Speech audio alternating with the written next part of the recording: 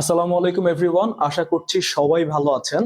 আজকে আমরা আইএলটিএস এর ক্লাস 1 নিয়ে এসেছি, যেখানে আমরা বিস্তারিতভাবে জানবো আইএলটিএস কি, কেন করতে হয় এবং কিভাবে আমরা এটার প্রস্তুতিটা নিতে পারি। সো প্রথমে যদি আমরা জানি যে আইএলটিএস এর ফুল ফর্মটা কি।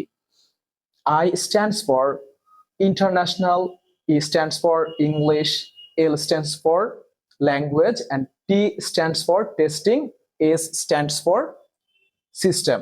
সো ফুল ফর্মটা আমাদের দাঁড়াচ্ছে international English language testing system. So এইটা বেসিকলি দুইটা ফর্মে হয়ে থাকে।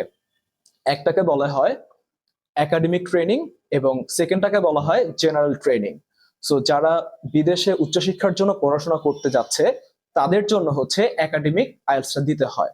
জেনারেল ট্রেনিং কারা দিয়ে থাকে? জেনারেল ট্রেনিংটা হচ্ছে যারা ইমিগ্রেশন ভিসায় অথবা মাইগ্রেশন ভিসায় কনভার্ট করতে চাচ্ছে তাদের জন্য জেনারেল ট্রেনিংটা প্রয়োজন হয়ে থাকে।